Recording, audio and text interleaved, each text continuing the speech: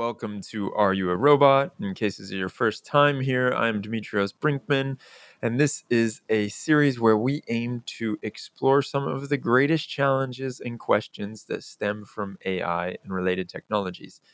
Today, we're talking with David, and I would like to get you a quick intro of him before we jump into this full conversation. Yeah, thanks for having me on the show. My name is David. I'm the founder of a startup in Zurich, Switzerland. I'm a computer scientist by training. And for the last 10 years or so, I've really thought hard about how we can build better ML systems and systems that perform as expected when deployed in hospitals, when deployed in cars, or even in a bank without causing any harm to humans. And I've not only struggled with that process myself over and over again as an engineer, but also learned over the years that many other people and companies do as well. So the big mission that I'm after these days is to help people and companies build better AI that humans can really rely on. So, in case you were wondering, I want to give a quick shout out to our Slack community that you can join by clicking the link below and inserting your knowledge and your wisdom into the conversations that we're having here on Are You a Robot? We would love to have you come, jump in, introduce yourself, let us know what you're passionate about, what you're working on, and how it relates to the AI field. Last but not least, I want to mention that this episode is brought to you by EthicsGrade.io. They are an ESG ratings company, and what they are doing is some pretty incredible stuff when it comes to benchmarking or scorecards of different companies that you have probably heard of, and some that you probably haven't heard of. So, what that means, what an ESG ratings firm is a company that looks at and studies the non financial impact that other companies have on the world. So, EthicsGrade is looking at a whole assortment of different features and data that companies have out there, and they're giving them scores on things such as their data governance programs or their AI ethics programs. You can go and download a free scorecard for any of the companies that they've rated.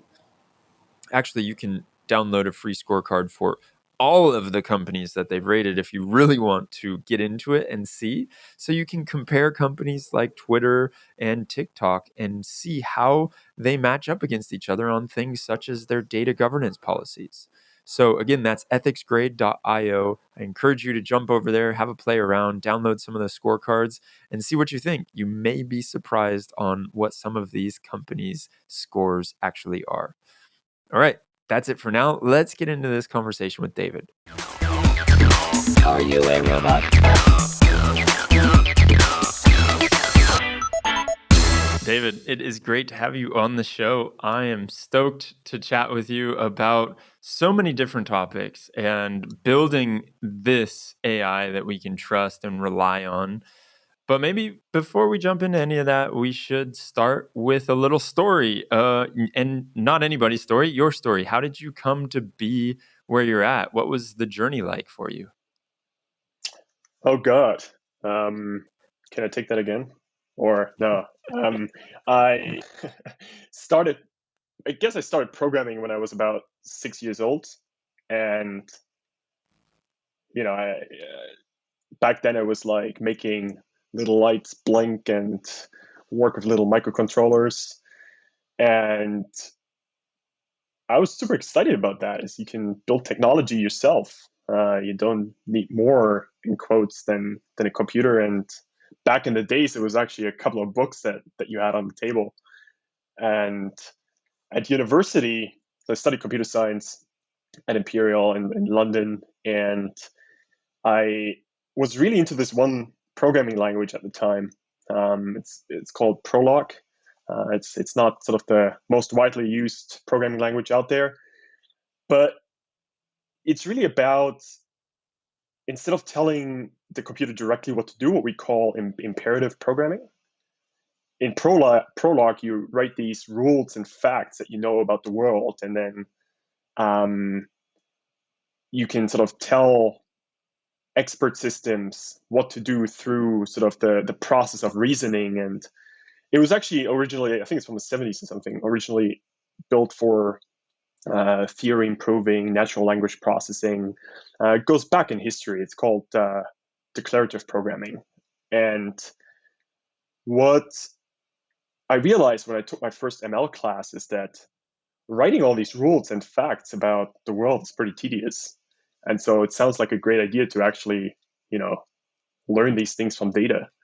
And that sort of got me excited about the field. And I had a chance to work alongside a few inspiring professors at university on projects that I thought would have real impact. I actually sort of segued a bit into bioengineering and worked on something called neuroprosthetics to build better prosthetics using machine learning, which is still a super exciting research field and finds its way into real healthcare. And I continued that. I think I had this always this interest in medicine, and sort of joining a healthcare startup after university was a natural step for me. I worked on machine learning in that space, more specifically mental health diagnostics. Mm. And what I suddenly realized is that people wanted to know from me is how good is your algorithm? How good is your ML system? And to say the least, it's pretty challenging to give a good answer to that.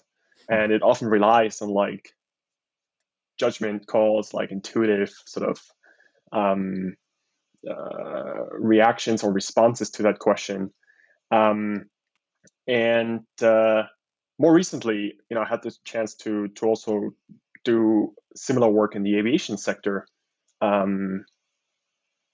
Obviously, aviation is not sort of the safest mode of transport for no reason, and the requirements you're working against are extremely strict. And so again, I was thinking about how can we build systems to safety critical levels where failure is not an option. And this has sort of kept me going and has been a theme since I was at university and started thinking about the field. How can we really build reliable, transparent, accountable ML systems, and how can we give developers and development teams the means to also assess how good their technology actually is? And so the people that were asking you, hey, how good is this algorithm that you just built? Who were those people? Like, you don't have I to guess name it's names or anything, sure. but I'm just thinking, was it like the head of data science or your boss, or was it the CEO, or was it the actual end users? Yeah, I think it's a combination of all of them, right? If you're looking from the perspective of an ML developer, you may have sort of your team lead who's in charge of actually developing or delivering the product or the technology. You have the sort of the executive suite, the CEO, the CTO, who have some external accountability. But especially when it comes to healthcare, and I guess also in sort of the financial sector, there's large teams around risk assessment, compliance, and all of that. In addition, you have your end users, or you actually have the buyer who buys your technology to then offer it to patients or to the end users.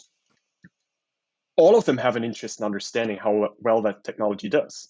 So you can really see how widespread that question is, all the way from the developer to that end user. And I think we have a massive opportunity there to create a lot more transparency along that chain to help people understand what the technology can do and what the technology cannot do. So you've given a lot of thought to this, obviously, and it sounds like you're coming at it from the angle of being a practitioner and a builder first and foremost, right? As opposed to someone who is a sociologist looking at AI or a philosopher looking at it. And so I love that perspective that you come at it with. In your eyes, how can we build this kind of AI that you're talking about? I think it's a very thoughtful question.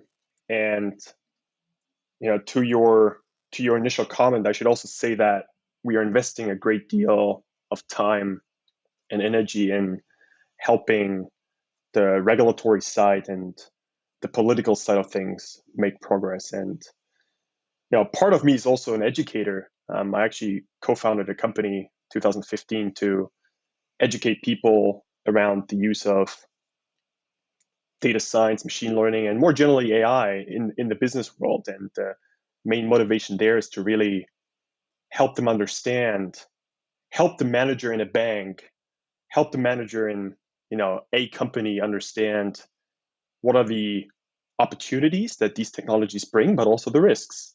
And that's something I feel actually very strongly about.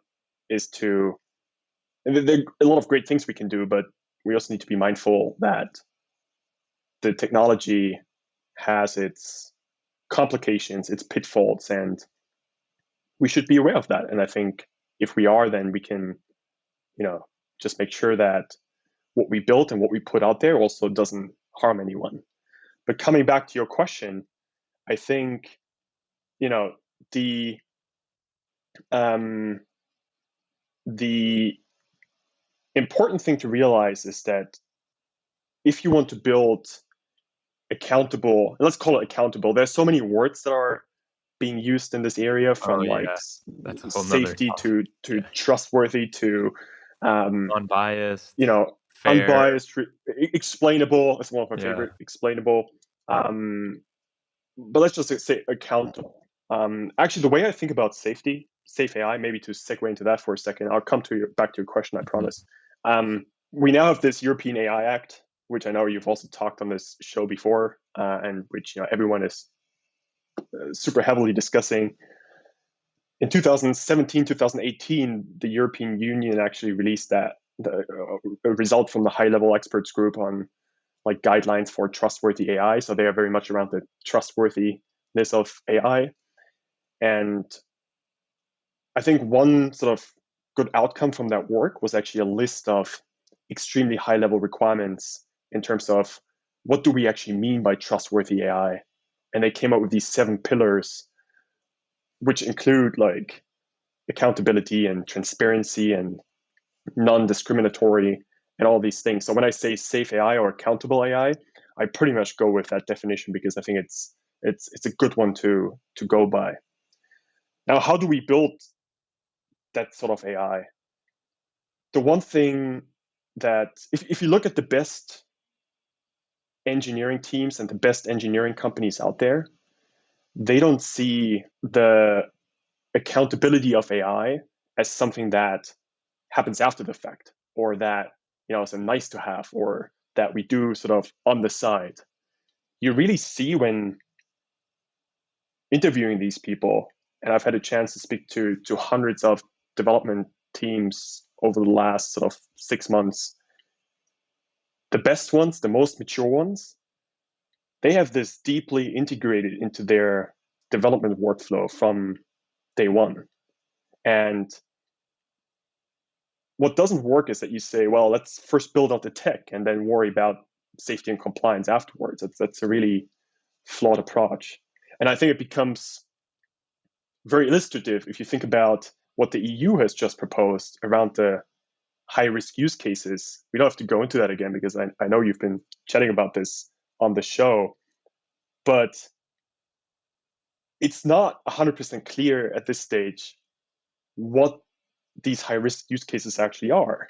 I mean, they have some vague definition and another one, but that poses a fundamental threat to companies around the world, really, where you may be thinking that, I could be subject to this, or maybe not.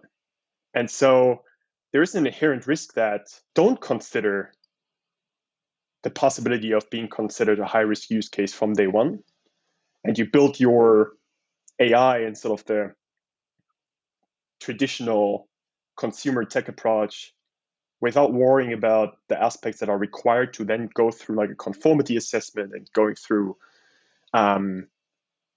quality assessment, either like, internally or externally. That's a different story. So you have companies that develop and develop and develop, and they have their prototype. And it happened in the past that they bring that to the authorities and they say, here it is. Like, now give me a stamp of approval. I want to put this on the market. But suddenly the authorities say, where's actually your quality management system? Or, please show me documentation about your data sources and how the data is actually evolving as it goes through your pipeline. And so many things that are extremely expensive to put in place retroactively and that really need to be considered from day one. And coming back to what I said initially, we see that the best engineering teams, they make this a priority from the first commit, from the first push. And it is, a constant upholding of these standards that they are subject to throughout the development process, and nothing comes as a surprise. Now, there are still too many companies out there that don't do this. And so I think there we have really a large potential to help them go to market faster, reduce some of the risks around certification and the regulatory side of things, and ultimately make innovation happen as we want to make it happen. And for these companies that it's like baked in their blood to do it right and start from the beginning doing it right, do you feel like that is a cultural thing? Is it they've just had some strong leaders as managers in the software engineering team? Is it because the company itself understands the risks and so they really advocate for it? What have you seen in that regard? Yeah, I think it's a fantastic question. First of all, the current regulatory landscape doesn't do us a favor, because if you and I started a company today from ground zero, and we haven't gone through like clinical validation before or like have prior experience, but we have this great idea for like this innovative medical device, and we really want to do that. The problem today is that it's absolutely not clear what we should do. There's such a high degree of information uncertainty that is created by high level and abstract regulatory proposals that are popping up everywhere. They tell us, what they want from AI. AI should be unbiased, AI should be accurate, data should have high quality, all of these things. And that is great, but there's a massive gap between that and what you and I would have to do to like tick the boxes when we actually go and implement and build our product. So what we find is that the attributes of the teams that I described are twofold. One is they either have people on the team who have similar experience from previous adventures. They've successfully gone through clinical trials or brought a product successfully out on the automotive market, or they get external help from day one and they really make that the highest priority. They have an awareness that even if the regulatory authority is not here today, they will be in 3 to 4 years. And so we need to get ready today to make that happen. And they get the help, they hire a team around them to really make that work. So it's basically having the foresight. And when you talk about hiring a team around you, is it just hiring lawyers? Is it hiring who do you need to hire? Like, what is your ideal team if you were to be in this position where we are opening our something in the medical field in this hypothetical situation? Well, maybe we should do that at some point. I think Yeah, there's a great maybe we should. opportunity to build cool companies. I think there are many ways to address this question. I want to share two things. One is you need people that understand the relevant regulatory processes, which up until today, there are similarities between the regulatory frameworks across industries, but they also have their individual and specific items that make getting approval from the FDA a bit different to getting approval from the FAA on the aviation side in the US, for example. So what we found to be an effective way is to get someone who understands what it means to take a product through certification in the specific field. And on the other hand, I think we are observing in many ways often a cultural clash when we sort of hire the typical rock star ML engineer into the team, and suddenly they are confronted with requirements and certification and go talk to the authorities. I think it comes back to the more fundamental discussion around how machine learning development differs from consumer tech, so toys Totally. that we've built very successfully over the last 10 to 15 years, and how we need to approach developing mission critical, safety critical AI that has a real risk of influencing or harming human beings. And as a matter of fact, anyone today can build some form of AI. I remember when I built my first sort of neural network in 2012, 2013, we were writing like the gradient descent ourselves by hand, and I would like code this up, and then I'd spend 6 hours trying to figure out why it doesn't work. And I found the one minus sign that I left there, which doesn't belong into the code. We've come a long way since then, and I do celebrate the fact that we have so many great tools out there, both on sort of the TensorFlow, the PyTorch side, but also the general sort of MLOps side of things. We've come a really long way, and I think it's awesome to see that we've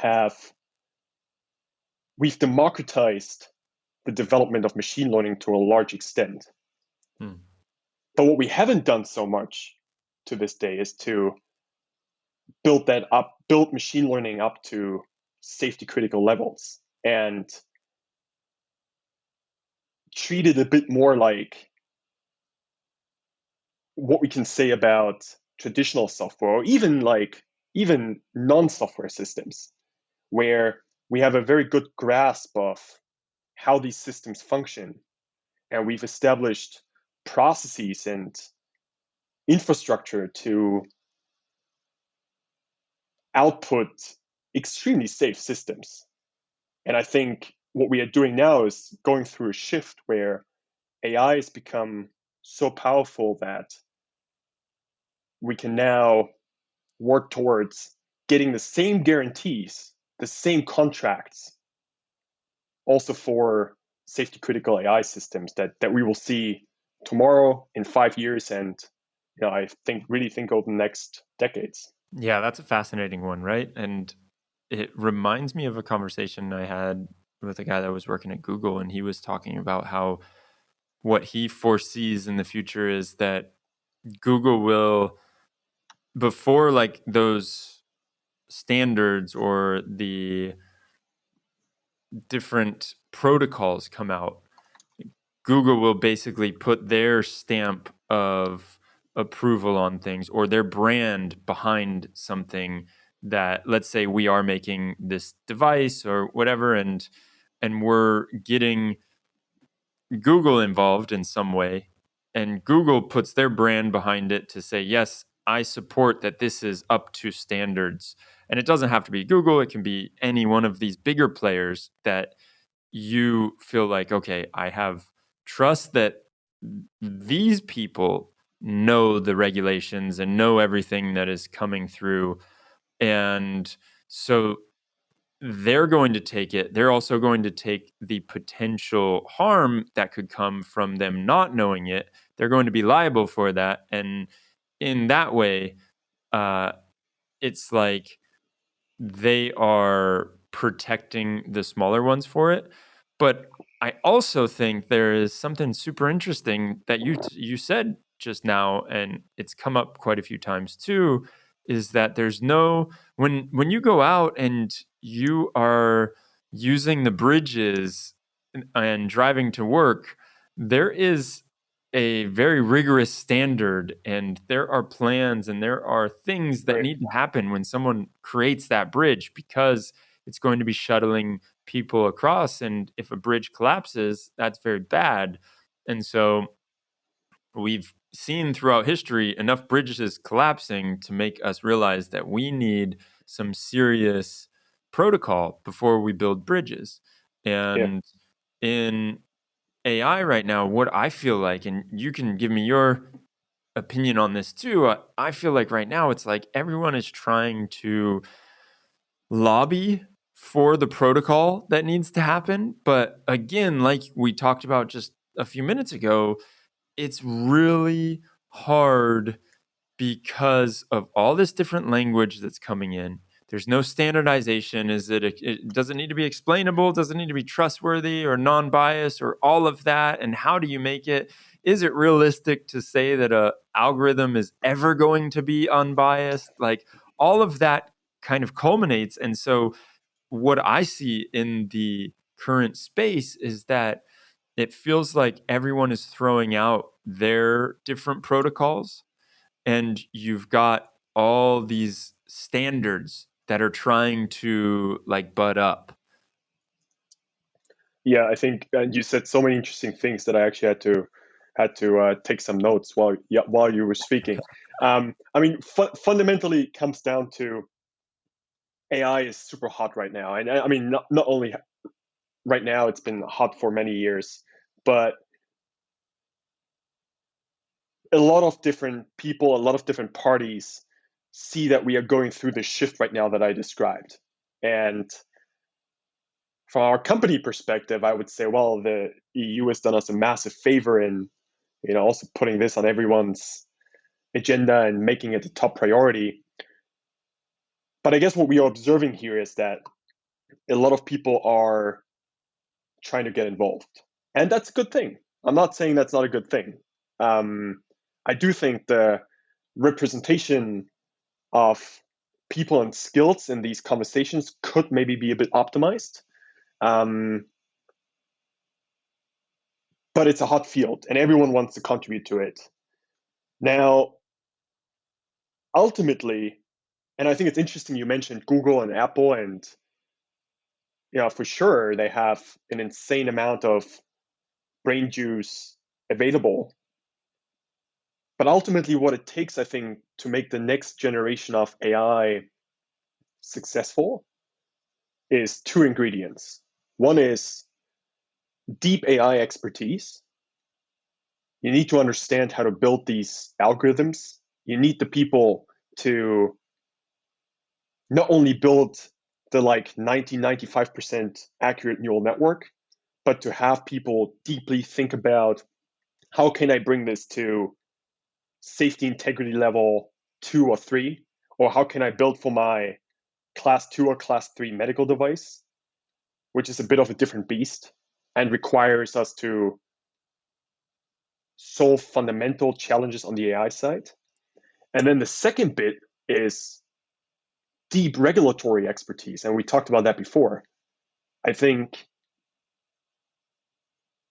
a lot of the potential applications that we are talking about here, I would think they definitely fall into this high risk EU category that has been proposed now. And so going forward, any of these companies, not only in Europe, but globally, will be subject to performance and conformity assessments. And so how do we prepare our future startup to be in a position to bring the evidence to the table to prove to regulators and to auditors, and also ultimately, it comes back to proving to our customers and Exactly. we are going to be our own bosses, but our hypothetical boss, that our system actually works. And the other thing I wanted to mention, because I find that a super interesting discussion as well, is what we are ultimately seeing here is that we are creating an engineering discipline. That's what you mentioned with the bridges. And actually, one of my favorite professors, Michael Jordan, he talks about that new engineering discipline and how something like that also evolved for precisely bridges, and later for cars and airplanes. And there's a great paper out there, I think it's from like 1996. How did software get so reliable without proof? And I think it's really worth taking a look at this paper. I think it's really inspiring to see an analysis of how we've made software, traditional non-AI based software, so reliable. And similarly, how do we come to make non-software systems so good and so safe? And it turns out that if you look at all of that in history, a lot of what's behind that is really processes and doing the right things at the right time. And I think that's something that we also shouldn't forget in the AI world. And I do think we need to put a bit more focus on also from a research perspective and in terms of enabling, what's going to be possible in like 5 to 10 years. I think there are a lot of interesting technical details around AI, but sometimes I feel like we're also losing the bigger picture, and it's worth really looking at what can we learn from systems that are already safe. And the last thing I will say here is that I think regulations always come with this like negative connotation. And I welcome the current discussion around the European AI Act and everything that comes with that. I think that's absolutely necessary. But it's also often sort of done from a rather negative perspective. And if we look historically at what regulations have actually done for safety around humans, it's a good thing we have them. It's a good thing that we can drink tap water, because tap water in most countries is regulated. It's a good thing we have bridges that don't collapse. It's a good thing we have seatbelts in cars. Actually, seatbelts is an interesting example, because for years people would not accept the fact and accept the benefit of putting on a seatbelt, because they think it's a stupid idea.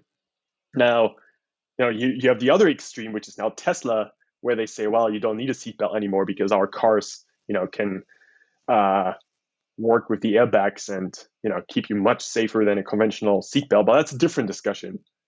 I think aviation is a really cool example too, where we've managed over the last 50 years to exponentially reduce incidents per passenger mile. And that is because we've made our mistakes. We've put regulatory principles in place. Each and every incident is closely investigated to exactly understand what went wrong, and is funneled back directly into how we will build the next system. And I think there's actually a lot of inspiration to take from that, because again, something like an airplane is not, one of the safest systems out there for no reason.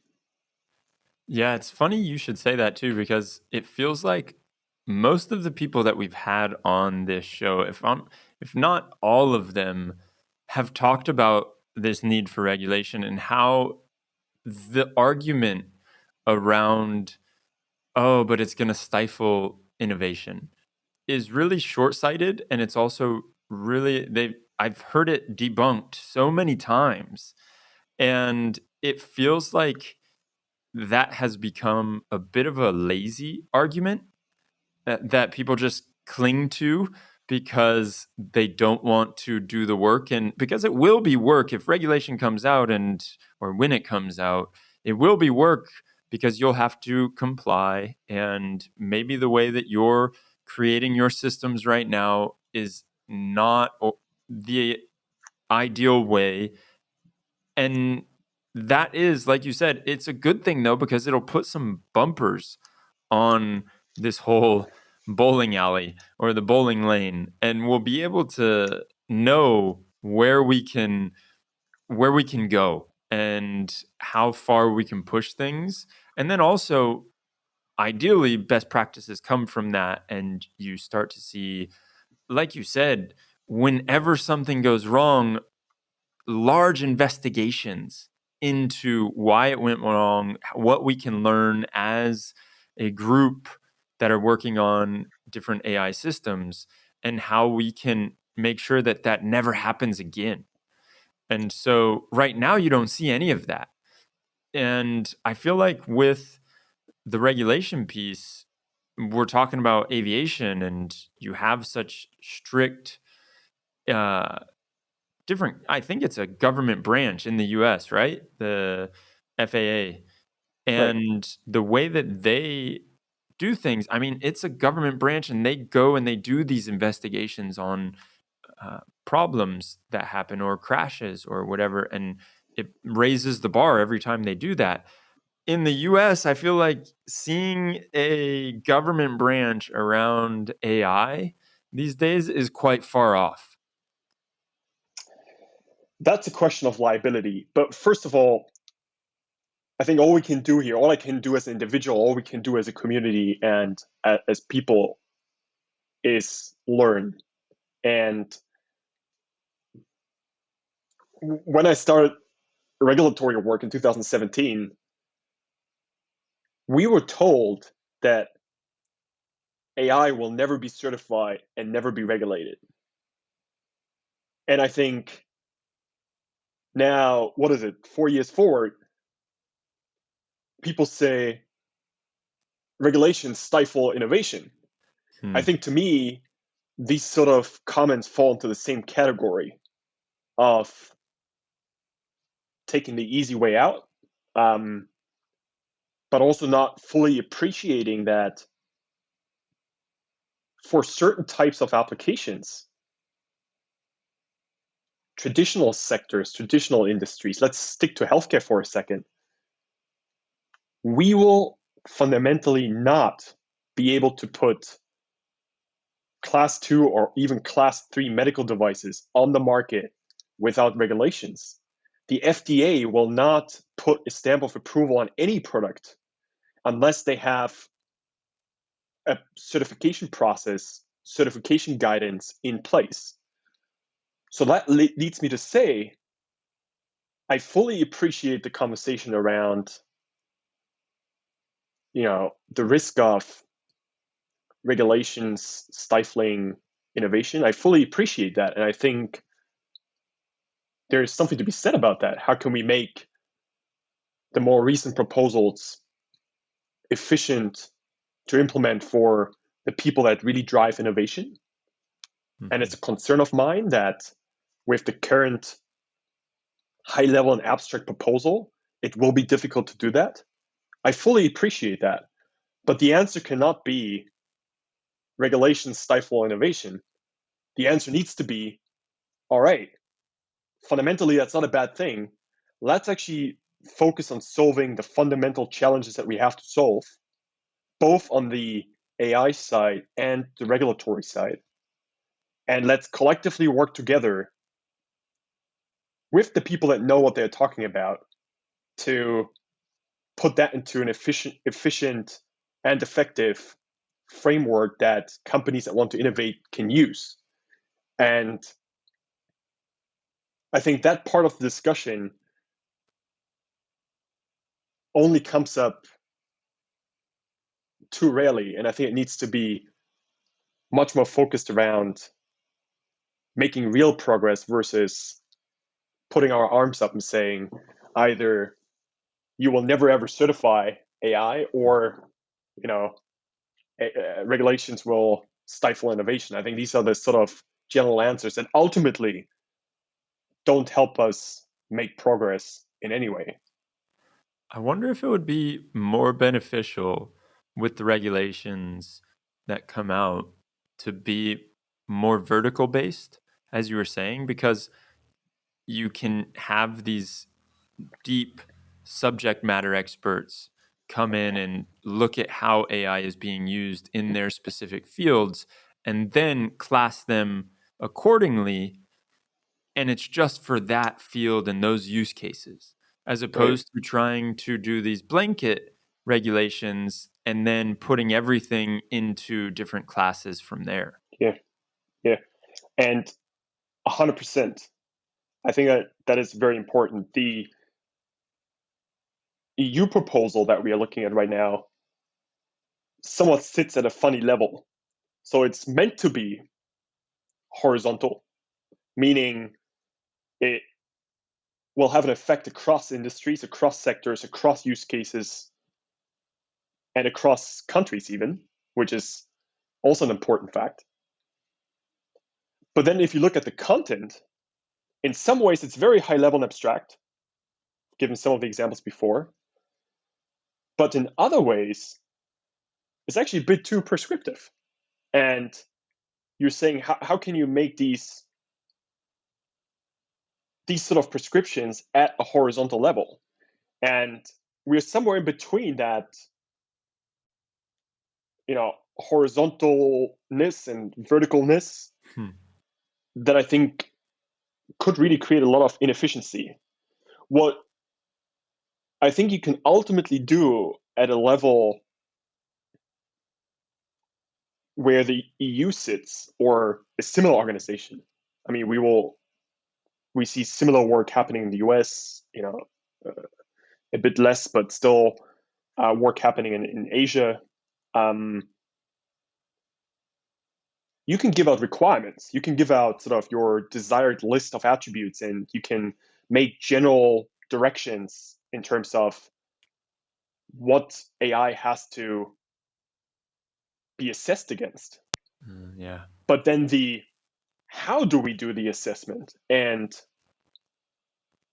more importantly, how does this fit in with existing regulations, healthcare, aviation, the financial industry? These are all sectors where we're not starting from scratch. We have regulatory frameworks in place that have stood the test of time over 30, 40, 50 years. And ultimately, what I think we have to do next is to think about how can we take the EU proposal, ensure that it doesn't overregulate in the wrong places, and then mold that into the various industries and combine that with the existing regulatory frameworks for a very simple reason. And that is, it's much better if in healthcare we can learn from traditional software, we can learn from non-AI medical devices.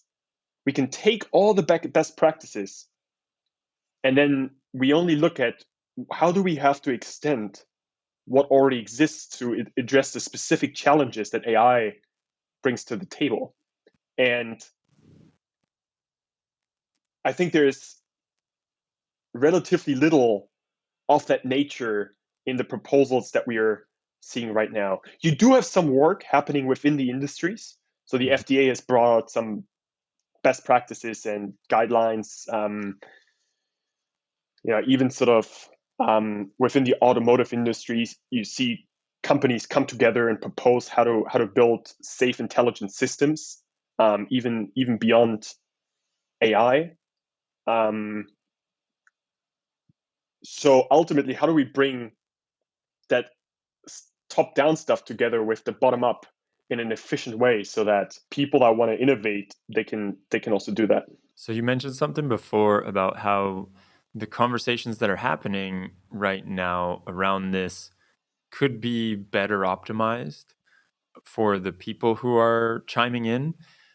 Is that, first of all, was that a jab at myself for jumping into these conversations and asserting myself into the AI field, even though I have no business whatsoever being in here? Or what do you feel like could be better optimized within these different conversations that are happening, especially at like the different governmental levels? I know that I've talked to some people on here before. When it comes to the EU regulation, they have hundreds of people, right, that are dealing with this. And I feel like that's very stressful on one hand, but it's also very good because you get these diversity of opinions. And then in the one of my favorite books as of late, it was talking about how just because you have more people involved in a decision-making process does Yeah, not give you any guarantee that that decision is going to be better made. yeah, yeah. Too many chefs in the kitchen, I guess. Yeah.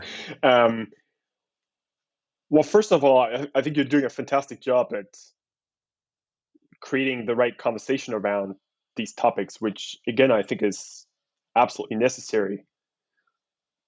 What I was referring to is, and this really comes from being a part of many of these bodies and from talking to directly to the EU. And by the way, there are a lot less people involved at the EU level than people would commonly think. We've had direct conversations with people from the Commission, talking to the FDA. Being a part of these discussions for years now has really taught me one thing, and that is you need many different perspectives and stakeholders and expertises around the table to solve the fundamental problems that we need to solve. And I want to pick up again on what I said before. In the context of AI, you need many more things, but you also need the AI expertise from practitioners, from people that have built these systems before, from people that have struggled to put together the code that satisfies requirements. I want these people in the room. I want people that have, sweated and teared over, the code they have to look at for hours and days and Yeah. weeks. So you need that AI expertise, and you also need the regulatory expertise. And so I think right now we have a bit of a lack of the practical practitioner side, people that have done the hard work to really drive part of these conversations. And up until now, this has been relatively fine because, again, we've been operating at a high level. But now it's about how can we ensure that Europe as a continent or the world can build the next generation of products.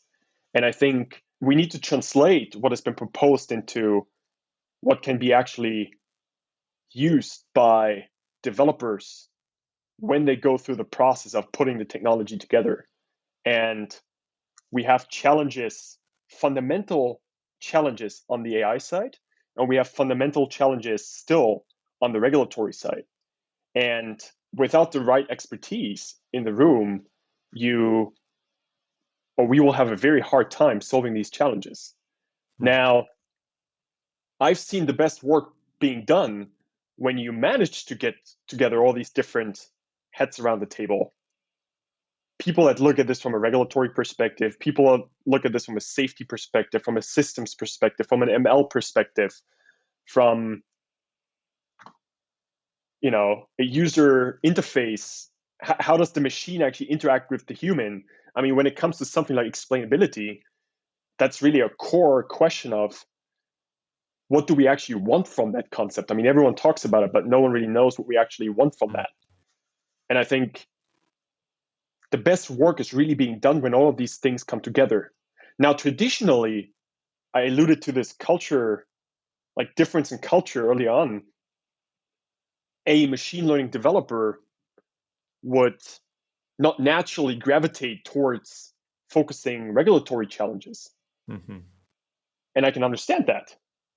Now, how can we incentivize the right companies, the right people, and the right talent to participate in these conversations and see the challenge of building safety critical AI as something that's exciting and also requires to not only do paperwork, which I think compliance and certification is often associated with, but really solve fundamental engineering challenges. And we need to bring that perspective into the room where we discuss what it means that a system is not biased, what it means that data is accurate and complete, and all of these things where, up until this day, we only have high-level proposals out there.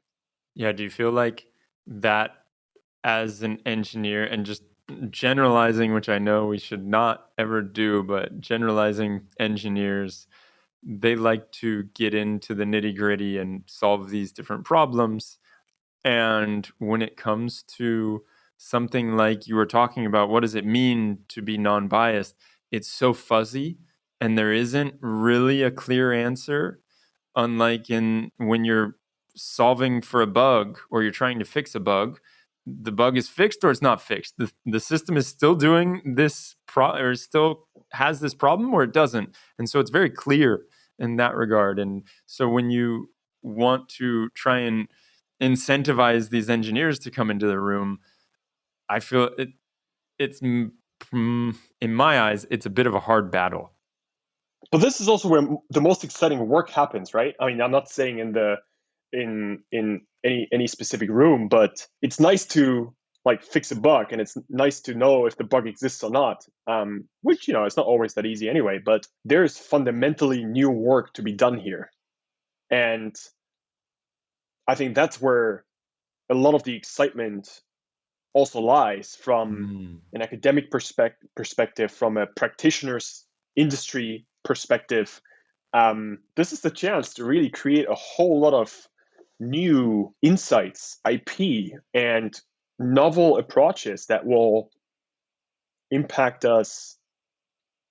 anyone doing ML development in the context of regulations for the next couple of years, for the foreseeable future. And frankly speaking, I'm a computer scientist engineer myself, and I'm interested in fixing bugs and making sure